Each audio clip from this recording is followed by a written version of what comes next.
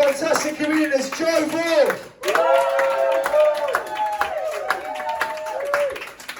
Thanks, Shan.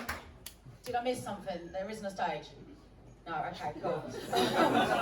just checking. I'm in the right place. Alex is here, so good.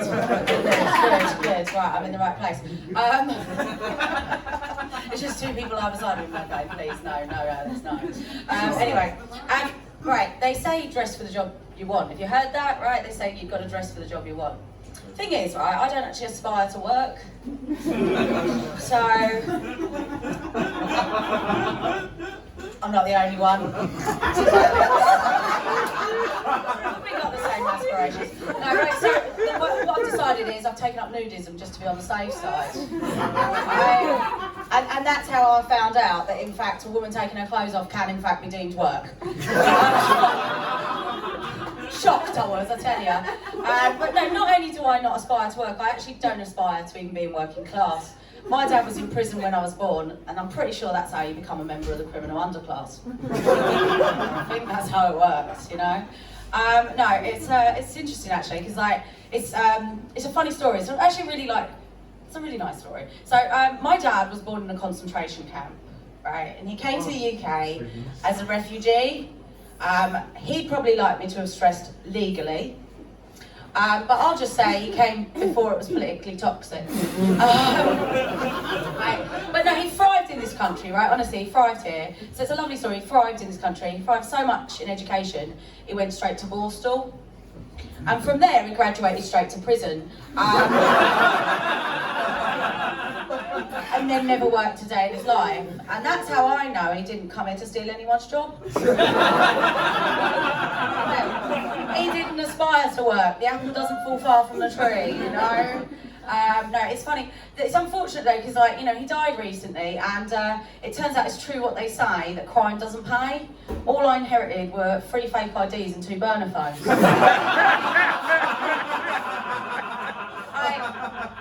Honestly, it would have been good if any of them had been in credit. Not one of them was. So I'm waiting for this identity politics stuff to catch up. Because just because those fake people don't actually exist, seems to me they still deserve a bank account. Something fucking right. You know what I mean? Alright, but yeah, so the funny thing about my dad though, he comes to this country, acclimatised so well, he voted for Brexit, became a racist. And it's really weird to have a story where it's a triumph for both diversity and racism at the same time. But that's just the kind of family I've got, you know what I mean? It's not just my dad that's problematic. My mum, I went on holiday recently, I was only away a week. I come home and my mum had developed a problem, right? I said, can you pick me up from the train station? She said, yeah, sure, no problem. I just got to pick up a bag at 8 o'clock. She's 77, that's not what you expect from the fucking retirees, is it? Do you know what I mean?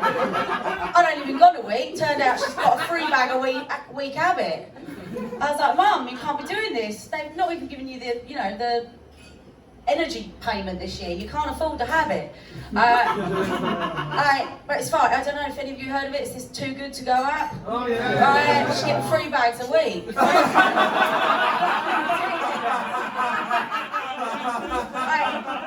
On the plus side, you are getting a tenner's worth for £3. But on the other hand, it is £3 worth of rotten lettuce. So, you know what I mean? Like, you can't smoke it, I've tried.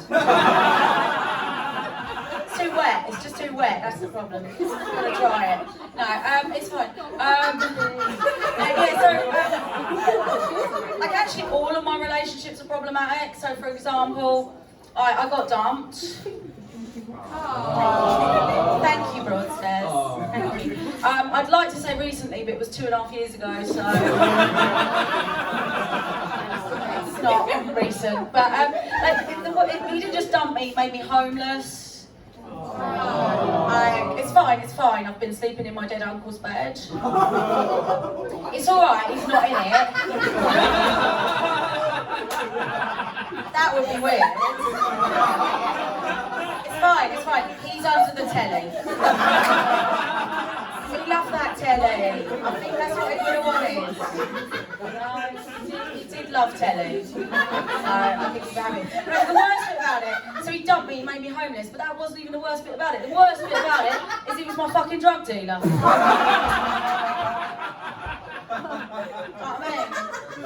Anyway, it's fine, it's fine. He was one of those 5'7" guys. I don't know if you know the ones I mean. Yeah, the ones that are 5'5", those ones. It's fine, they're easier to get over, you just sort of leave them.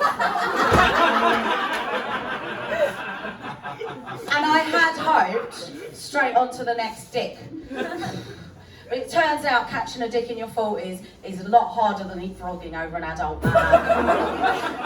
And frankly, I'm not fit enough for either of those tasks. So yeah, obviously I've been on the online dating. There's a lot of guys in my cohort. Well, to be honest, there's a lot of guys in my cohort setting their filters at 2 years younger than themselves, so I'm having to look at somebody else's cohort, which is a bit unfortunate. But yeah, there's a lot of guys in my cohort just showing 2/3 of their head.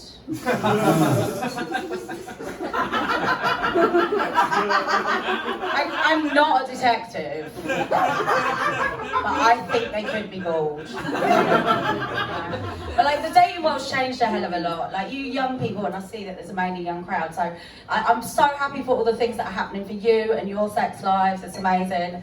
Like what the young people today, what they're doing, they're taking pride. They've been pride in their sex life. I think that's fantastic, great, really happy for them. Unfortunately, I was raised Catholic and my demographic is pale, male and stale. So my sex drive is very much driven by shame. If I'm honest, that's kind of the way I like it. Do you know what I mean? So, like the other thing the young people are doing is they're doing this positive, affirmative consent, aren't they? That's exciting. I'm really pleased for them, but I personally can't think of anything that drives me up quicker. If you have to ask, it's definitely a no. It's just the way it goes. So yeah, I've been trying to find a man, and one of my friends said to me, he said, I think one of the reasons that you're struggling is because you're an alpha woman. I was like, yeah. I like the sound of that. Didn't really know what it meant, to be honest, but it turned out I'd interrupted him. Which is very alpha, so on brand, right?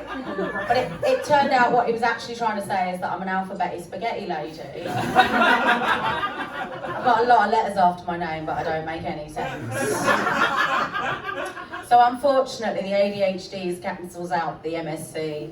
And now all my exes have got PTSD. And at least one's got an STD, but that's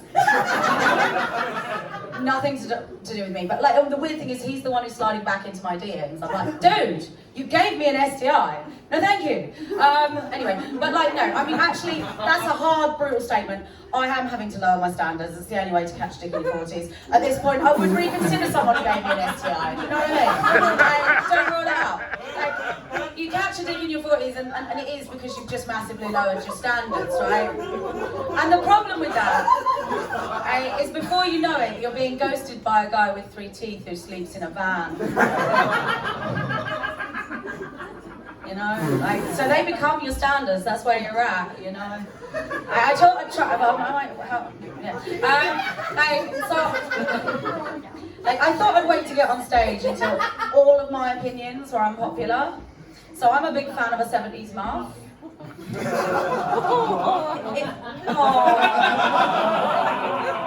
I'll show you later, honey. No, right, the thing is, it's not really a sartorial choice. I'm just too fat to shave it. And that is how I met Sham. The hero of the hour. Big props to the team at the Barbers.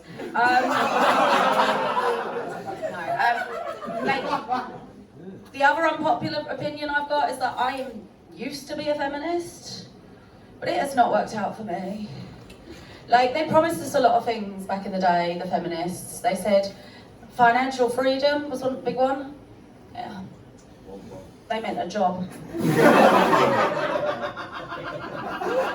And the other big one was sexual liberation. And in your 20s, that's a lot of fun. In your 40s, it's just another job. And at this point, I'm struggling to find a voluntary position. Anyway, so I've decided to try one last thing to try and help me catch a man. My looks are fading, so I thought, you know what, maybe it's time to develop a personality. It has not worked out. It turns out I'm a cunt. Thank you.